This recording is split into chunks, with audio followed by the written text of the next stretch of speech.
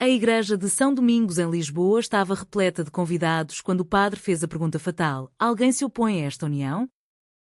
Nesse momento, Beatriz, minha melhor amiga vestida com um fraque elegante como dama de honra, levantou-se devagar e disse em voz clara e firme: eu me oponho, porque ela é minha esposa. O silêncio que se seguiu foi tão pesado que até o eco dos sinos pareceu parar. Pedro, ao meu lado no altar, virou o rosto para mim com os olhos arregalados de incredulidade, enquanto os meus pais, sentados na primeira fila, se levantaram de um salto como se tivessem sido atingidos por um raio. Os murmúrios começaram baixos e depois explodiram como uma onda, enchendo a nave gótica de sussurros chocados e olhares acusadores. Eu, Isabel Mendes, 28 anos, noiva perfeita em vestido branco de renda, senti o chão tremer sob os meus pés. Beatriz não piscou, os seus olhos castanhos fixos nos meus, cheios de uma dor que eu conhecia demasiado bem e que tinha tentado enterrar durante 8 longos anos.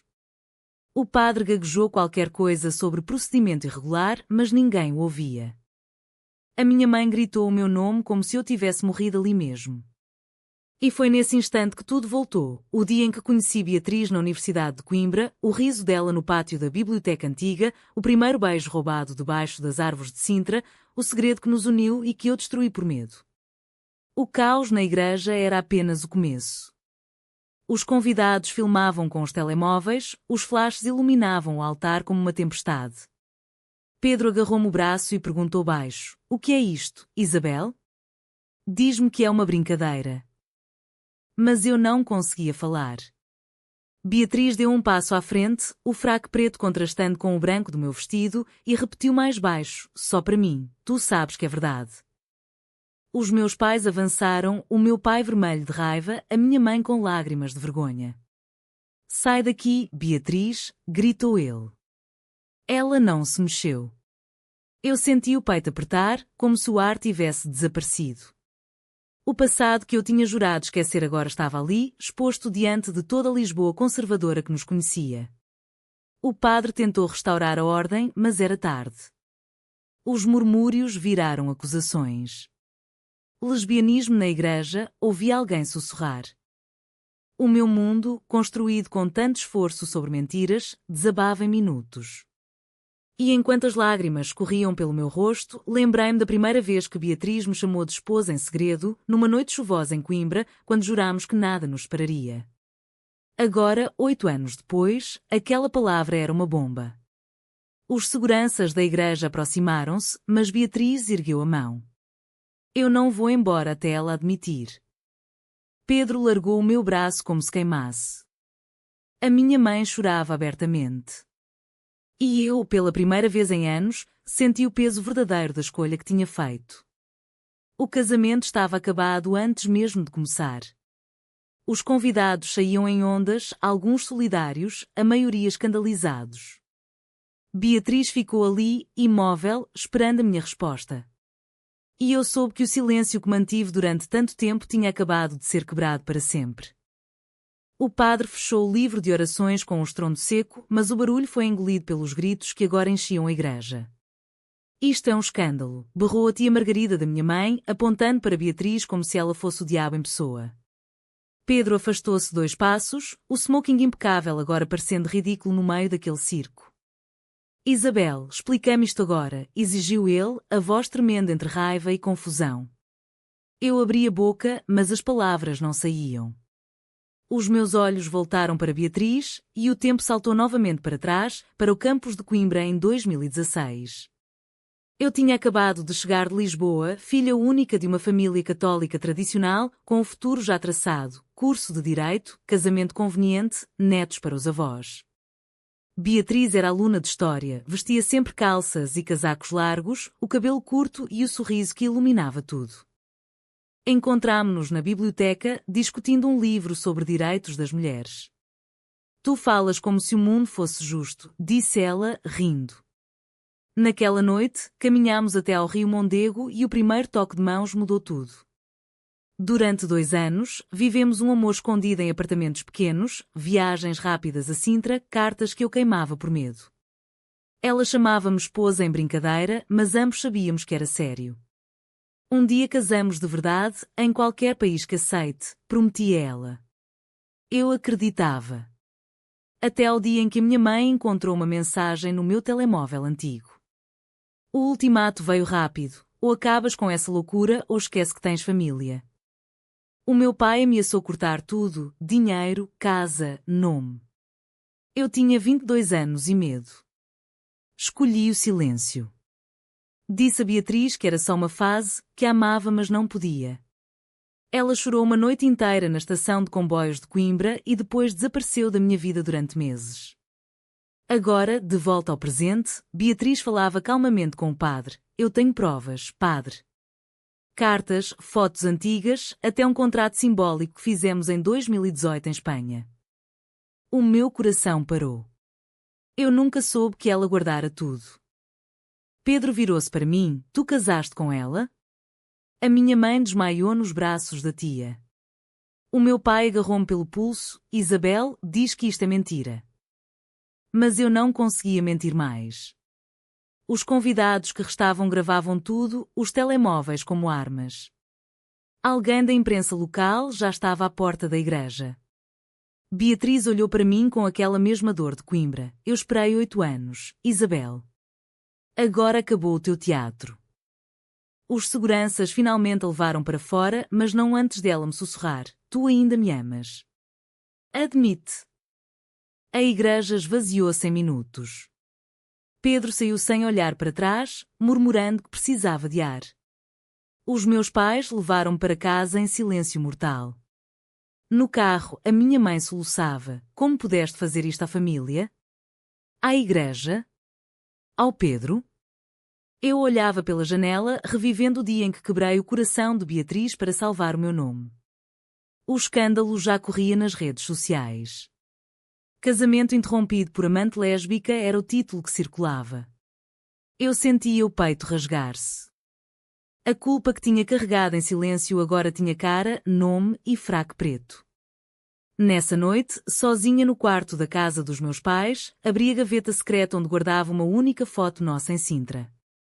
Beatriz sorria, eu beijava-lhe a face. O passado não estava morto. Estava ali a destruir o presente.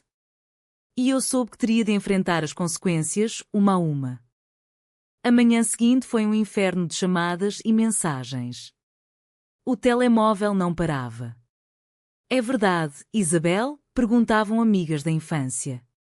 A tua família deve estar destroçada. A minha mãe fechou as cortinas da sala como se o sol pudesse expor ainda mais a vergonha. O meu pai andava de um lado para o outro, repetindo: isto não vai ficar assim. Vamos processar essa mulher. Eu estava sentada no sofá, ainda com o vestido de noiva amarrotado, incapaz de mudar de roupa. A mente voltava constantemente à noite do rompimento em Coimbra. Beatriz tinha esperado por mim na estação, debaixo de chuva. Diz-me que não é verdade, suplicar a ela. Eu menti, é só uma fase. Os meus pais sabem. Não posso perder tudo. Ela segurou as minhas mãos: tu estás a perder-me a mim. Depois virou as costas e desapareceu na multidão de passageiros. Eu chorei no comboio de regresso a Lisboa, convencendo-me de que era o certo.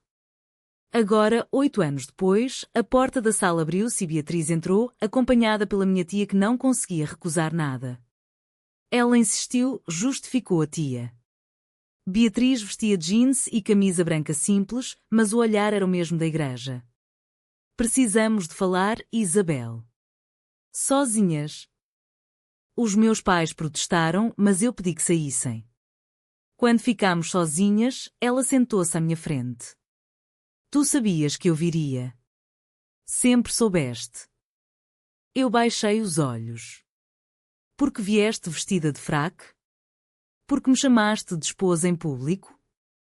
Ela sorriu triste, porque era verdade. Em 2018, em Barcelona, assinámos aquele papel simbólico. Tu disseste que era para sempre. Eu lembrava-me. Tinha sido o nosso segredo mais bonito. Agora era a arma que destruía tudo. A família pressionou-me, confessei finalmente. O meu pai disse que me deserdava. A mãe chorava todas as noites. Eu tinha medo de ser expulsa, de nunca mais ver ninguém. Beatriz assentiu. Eu sei. Mas eu esperei. Mantive contacto como amiga, porque era a única forma de ficar perto. E tu casaste com o Pedro para quê? Para provar ao mundo que eras normal? As lágrimas vieram. Sim. O silêncio pesou. Lá fora, jornalistas esperavam à porta. A comunidade de Lisboa conservadora já comentava nos grupos do WhatsApp da paróquia. A filha dos Mendes é lésbica. Que vergonha para a família. A culpa apertava-me a garganta. Beatriz levantou-se. Eu não vim destruir-te. Vim libertar-te. Mas tu tens de escolher agora. Ela saiu, deixando-me sozinha com as memórias. Nessa tarde, Pedro apareceu. Eu amava-te, Isabel. Ou pensava que sim. A discussão foi dura. Ele acusou-me de traição. Eu não neguei. Os meus pais entraram no meio, exigindo que eu desmentisse tudo publicamente. Diz que foi uma brincadeira dela. Mas eu não conseguia. A noite caiu e eu fui para o terraço, olhando a cidade que me criara com regras tão rígidas. O passado e o presente colidiam sem piedade. A minha melhor amiga tinha sido o meu grande amor. E eu tinha-o matado por medo. Agora o corpo voltava para cobrar. Os dias seguintes transformaram-se num julgamento público. A notícia chegou aos jornais locais: casamento interrompido por ex-amante no altar de São Domingos. Os meus colegas de trabalho enviavam mensagens solidárias ou condenatórias. A minha mãe parou de falar comigo, trancada no quarto. O meu pai marcou uma reunião com o padre para salvar a reputação. Eu vagueava pela casa como um fantasma. Beatriz enviava mensagens curtas: estou em Lisboa. Quando quiseres falar. Uma tarde, encontrei-me com ela num café discreto perto do Tejo. O vento trazia cheiro a mar, a cidade inteira fala de nós, disse eu. Ela encolheu os ombros. Deixa falar. Tu viveste uma mentira durante 8 anos. Revivi então o momento em que aceitei casar com Pedro. Os meus pais apresentaram-no como partido perfeito, advogado, família tradicional, futuro garantido. Eu disse sim porque era mais fácil do que enfrentar a verdade. Beatriz ouvia em silêncio. Tu nunca me defendeste perante eles. A acusação doeu. Eu tinha 22 anos. Mas a verdade era mais feia, eu tinha escolhido a segurança. O café encheu-se de olhares. Alguém reconheceu-nos e começou a filmar. Saímos depressa. Na rua, Beatriz parou. Eu ainda te amo, Isabel. Mas não vou esperar mais. As palavras bateram-me como um soco. Nessa noite, em casa, a minha mãe finalmente falou. Tu destruíste tudo o que construímos. A igreja, os vizinhos, a família. O meu pai ameaçou cortar a herança. Eu explodi. E se eu for mesmo assim? E se o amor da minha vida for ela? O silêncio que se seguiu foi pior que gritos. Eles saíram da sala. Sozinha, abri o computador e vi os comentários online. Alguns apoiavam, a maioria condenava. Pecado mortal. Pobre família. A pressão social esmagava-me. Beatriz telefonou, vem ter comigo amanhã.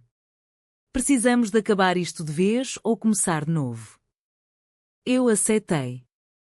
O confronto seguinte foi com os amigos de sempre. Num jantar marcado antes do casamento, eles perguntaram abertamente: então, eras lésbica o tempo todo? Eu não neguei. Alguns levantaram-se e saíram. Outros ficaram curiosos. A culpa transformava-se em raiva contra mim mesma. Como pude negar algo tão puro? O passado em Coimbra voltava em flashes, os passeios de mão dada escondidas, as noites em que Beatriz me dizia: és a minha esposa para sempre. Eu tinha traído isso. Agora pagava. Encontrei Beatriz no mirador da Senhora do Monte, o sol de Lisboa dourando a cidade. Ela esperava encostada ao muro, o vento agitando o cabelo curto. Chegaste, disse simplesmente. Sentámo-nos num banco. Eu quero entender, comecei. Por que guardaste tudo? Ela tirou do bolso um envelope antigo, as cartas que trocamos. Porque nunca deixei de acreditar em ti. Li uma em voz alta, a voz falhando. As lágrimas vieram. Falámos horas. Ela contou como sofreu em silêncio, mudando-se para o Porto para recomeçar, mas sempre voltando por mim. Eu contei o medo constante de desiludir os pais, a igreja, a sociedade. Eu neguei-me a mim mesma, admiti. O confronto foi duro, mas necessário. Tu escolheste o conforto, disse ela. Agora escolhe a verdade. Nessa mesma semana, os meus pais marcaram uma intervenção familiar. Sentados na sala, o padre presente, exigiram que eu fosse à terapia para curar isto. Eu levantei-me, não há nada para curar. Eu amo-a. O choque foi total. A minha mãe chorou, tu vais para o inferno. O meu pai ameaçou nunca mais falar comigo. Saí de casa nessa noite, levando só uma mala. Beatriz recebeu-me no pequeno apartamento dela em Alfama. Dormimos em camas separadas, mas a proximidade curava. Os dias seguintes foram de conversas intermináveis.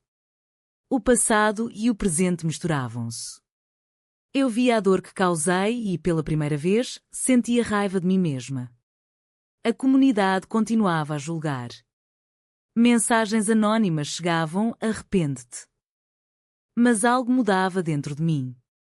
Uma noite, no terraço, Beatriz segurou a minha mão. Tu não precisas de escolher entre mim e a família. Precisas de escolher-te a ti. Eu chorei. O despertar foi lento e doloroso. Comecei a responder aos comentários online, assumindo quem era. Alguns amigos regressaram. Outros não. O confronto final com Pedro aconteceu num café. Ele estava magoado, mas compreensivo, eu merecia saber. Despedimo-nos em paz.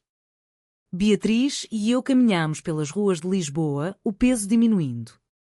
O amor que neguei regressava, mas desta vez sem mentiras. Os meses seguintes foram uma reconstrução lenta. Mudei-me definitivamente para o apartamento de Beatriz.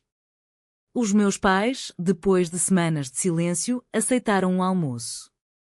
O meu pai falou pouco, a minha mãe chorou, mas abraçou-me. Demora o tempo que precisar, disse ela. Não era perdão total, mas era um começo. Beatriz e eu viajámos até Coimbra, revisitando os lugares antigos. No mesmo banco junto ao Mondego, ela ajoelhou-se. Quer ser minha esposa de verdade, agora sem medo? Eu disse sim, lágrimas de alegria. O casamento civil foi pequeno, só amigos próximos e alguns familiares que aceitaram. Sem igreja, sem drama. Mas a redenção não foi fácil. Enfrentei olhares na rua, comentários no trabalho novo que arranjei. A culpa ainda aparecia em noites difíceis. Beatriz segurava-me, tu voltaste. Isso basta. A sociedade portuguesa mudava lentamente, mas ainda havia resistência. Eu aprendi a viver com isso. Um ano depois, estávamos no mesmo miradouro, olhando Lisboa iluminada. Valeu a pena o sofrimento? Perguntei. Ela sorriu, tu estás aqui. Sim. O passado já não doía tanto. A família ainda hesitava, mas o amor verdadeiro construía pontes novas. E eu, que um dia neguei tudo por medo, agora vivia livre. A jornada de redenção tinha sido longa e dolorosa, mas tinha-me trazido de volta a mim mesma. É possível perdoar alguém que negou o amor por medo da família e da sociedade? Verdadeiro ou falso?